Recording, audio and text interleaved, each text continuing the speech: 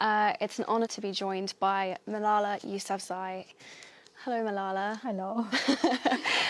First, I just wanted to say how wonderful I thought the film was, and that you're just my absolute hero. So this is, It's my great honour to see you as well. Oh, so excited. That's really kind. Thank you. I think the best part of the film for me was that you got to see what obviously made you so extraordinary, but more importantly, ordinary, which shows that anyone can encourage change. And I just thought that was a wonderful message from the film. Do you have a sense of a tangible goal that you would like the Malala Fund to reach within your lifetime? So it's my simple dream and very straightforward. I want to see every child to get quality education. And in order to make sure that that dream comes true, we have to work hard and we have to take action. And that's why through the Malala Fund, we are working each and every day. And now the Sustainable Development Goals are going to be set up. So we are raising our voice saying that not just primary education should be focused on, but both primary and secondary education should be available to every child. And this has been my mission, and I'll make it come true. I'll try my best. How does it feel to have your story shown on film and screened to thousands of young people today as part of the Into Film Festival? It's quite interesting, but I don't like seeing myself on TV, or I can't even hear my voice. So, but once the film was made and I watched it, it really inspired me the way Davis Guggenheim, the director of the film, has delivered our story through animation and spread the message of education across the world. And it was his commitment to this goal that led to this, the making of this movie. And it covers, as you have seen it, it covers like the family story and how we stood up for the right to education at that hard time of terrorism in Swat Valley. So hopefully the message will spread and it will inspire more people to come together and join the campaign that we are having through the Malala Fund, #WithMalala, and to come together and do something. It's not just that you watch the film, but you do something. And I want this movie not just to be a movie, but a movement. That's amazing, and I thought that the animation in the film was so beautiful, and I loved the mythology behind it, and it just really, it was so beautifully done and so well told, and I completely agree with you. I think it's great that people are watching the film, and it's wonderful, but it's great that you want people to really do something and take action as well, and that this is about a movement, not just a film. I think it's amazing that it's going so far beyond that. A part of the film that really touched me was how big of a role, you know, your father has played in your life and in the film. How would you respond to anyone who said that, you know, men can't be feminists or shouldn't be campaigning for girls' rights? Well, my father, he has set an example to all parents and all men, that if we want equality, if we want equal rights for women, then men have to step forward. Because if we complain that women don't get equality, equal rights, it's mean like all the things are taken by men. So they need to step back and say, we are here to support. So it can't happen that men are just thinking it's just a few women's job who are crazy feminists and they're going to change it and things are going to be changed soon. It's not going to happen like this. We all have to work together. That's how change will come. And this is the role that my father has taken. He believes in women's rights, he believes in equality, and he calls himself a feminist. But interestingly, this word feminism, it has been a very tricky word. And when I heard it the first time, I heard it I heard some negative responses and some positive ones, and I hesitated in saying, am I a feminist or not? And then after hearing your speech, when you said, if not now, when? If not me, who? I decided that there's no way and there's nothing wrong by calling yourself a feminist. So I am a feminist, and we all should be feminists, because feminism is another word for equality. Wow. I'm so moved to hear that. That's absolutely amazing, and I agree with you.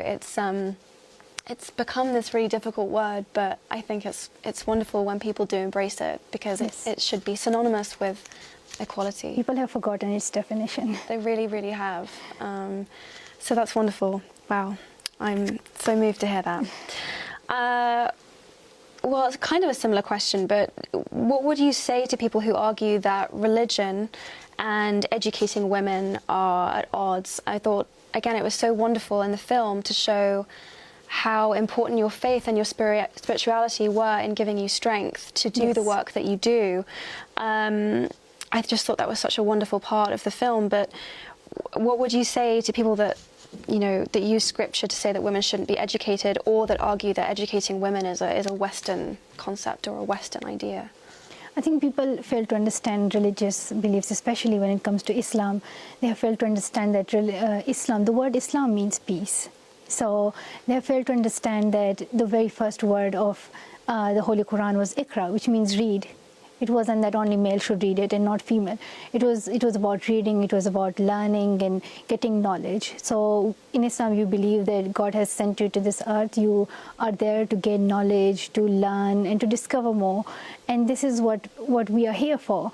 And so people have just misinterpreted the religion. And for me, Islam is a religion of peace, which is for the goodness and of whole humanity, and it's for the brotherhood, kindness, patience, love for each other. And I don't know why, like, people just go crazy and kill each other and start terrorism. Just live a better life and be kind. Why is it so hard to love each other?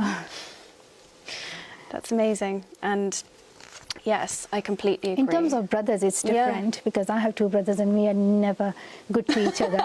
We fight. That's a separate case, but overall, I can relate. I actually have brothers. There's a lot of fighting that goes on. It's not very peaceful. All my prayers are with you.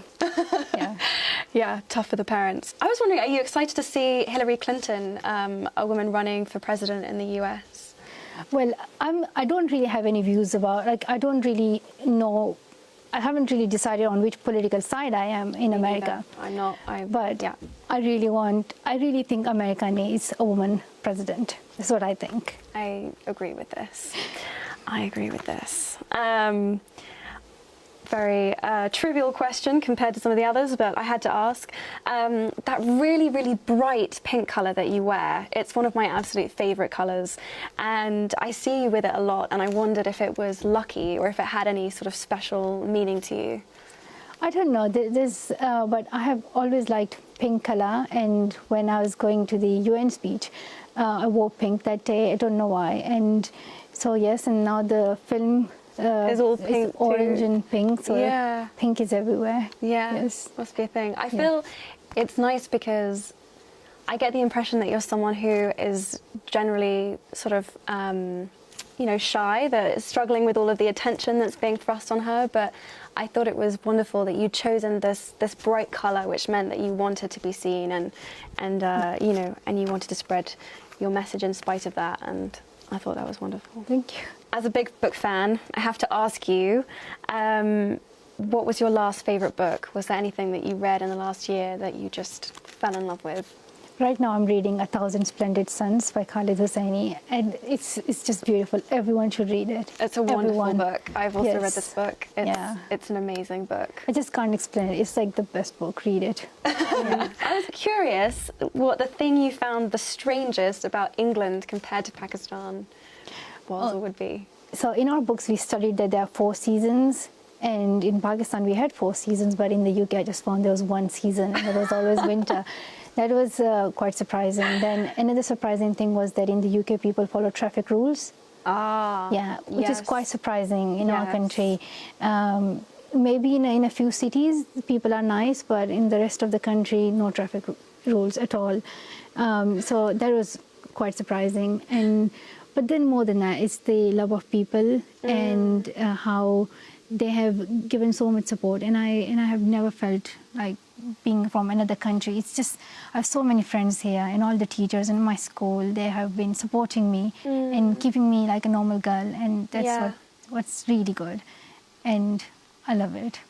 Yeah, I'm going to stay here. Okay, I'm glad to hear that. I'm really glad to hear that, because I know you have to deal with being famous, and I was going to ask you what I sometimes get asked, which would be what you would do if you could be anonymous for a day. And then it stopped me dead in my tracks, because I realised exactly what you would do, and it really struck me, you know, what you've sacrificed for your ideals and your dream and this movement, and it made me really emotional, actually. And so I just wanted to thank you again for being who you are and for being so brave.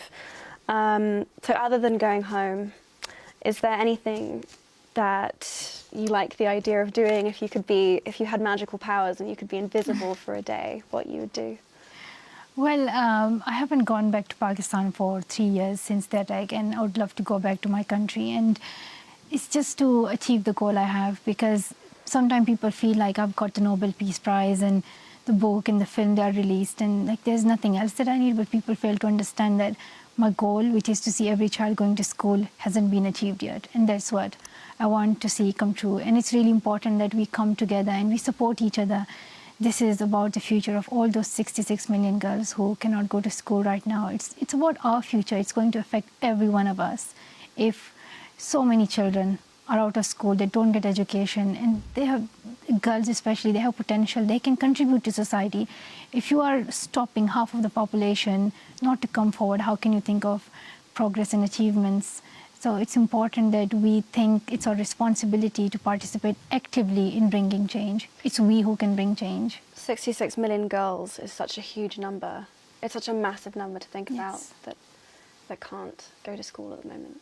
So those are my questions. And I know that very sweetly we have questions from members of the audience, which is brilliant. So I'll stop taking up all of the time. Why is it important for girls and boys to be treated equally? And this is from Grace Dane at Mill Primary School in Leicester. I think it's that to treat everyone as a human being, and just because your gender is different does not mean that you should be treated differently and you should have certain jobs and you shouldn't have certain things in your life. That's like you challenge that very concept of inequality based on your gender. Your gender should not be it should not create any difficulty in the choices that you make. It's a very simple thing, like it's about equality, it's about feminism, it's about saying that we're all human beings. Why you separate us just because our gender is different? Absolutely agree. Which of your teachers inspired you the most? And this is from Delano in Manchester. I should say, like, my father was a teacher and he inspired me. But your parents can be your teachers, and it's like the first stage when you start learning. But also, I love all my teachers. Here in the school in the UK, and all my teachers in Pakistan school. I just love all my teachers. I'm really scared of teachers as well. Yeah. Okay, yeah. So love and fear, yes. both together. Yeah. That's good. If you could give us 12, 13-year-olds any advice, what would it be? And this is from Jake in Northern Ireland. I think an important thing that you should know at this stage, 12, 13 years of age, is that don't think that you are young and you can't do something. When I was writing the blog for BBC, I was just 11 years old. When I started speaking out, that was my age, the age which you are at. So don't think that your age can stop you from going forward. As we talk about gender, as we talk about religion and all these things, age is also one of them. So don't think you're young, so you don't have ideas and your ideas won't work. And sometimes we just think I'm young, so I'm not at the stage where I can just make a bigger change and I can explore all the big ideas. Age cannot put limit to what you want to do. So come forward and do the things that you want to do. Don't think that one day I will grow up and I'll do things. Don't wait for the stage. It will be too late. Yeah, now is the time. Yes. Now is the time. Ageism is a huge issue, actually, and every voice, feeling is important. Are you enjoying your education these days in your school in Birmingham? And this question's from Alisa in Cheshire. Oh yes, I am enjoying my education. Well, there's a lot to do right now because I'm doing A-levels. It's like a sudden change from GCSE to A-levels. But the subjects I'm doing are history, economics, maths, and religious studies, and I really like them, so that's why I'm enjoying it. Great choices, very serious choices, brilliant. How is education for girls in your country now? And that's from Asha in Enfield and North East London. So the reality is that the situation is not the same in every part of the country. So for example, in the capital, Islamabad in Pakistan, there are girls going to school, but then there are many parts in which girls cannot go to school, and about 5 to 6 million children at primary level are out of school in Pakistan. We, in most of the data that we mentioned, like about the number of girls who are out of school, there's not enough data about the girls who are out of the secondary education, because no one really even counts them. The number you hear are just focused on primary level. Right. So that's also tragic that we don't collect the data that we need, which is how many girls drop school at secondary level and how many are out of school. But in terms of primary education, there are about like 5 to 6 million children in Pakistan. And it's really important that we think of supporting them in education. Pakistan is right now at a stage of trying to develop strong democracy and improve and fight against terrorism. And if we forget the education of our next generation, I don't think we won't be able to achieve that progress. We need to educate the future generation, and then they can build a more peaceful and better Pakistan. What would you say to young people who do not like, enjoy, or appreciate school? And this is from Miss Skinner. She's a teacher in Cardiff.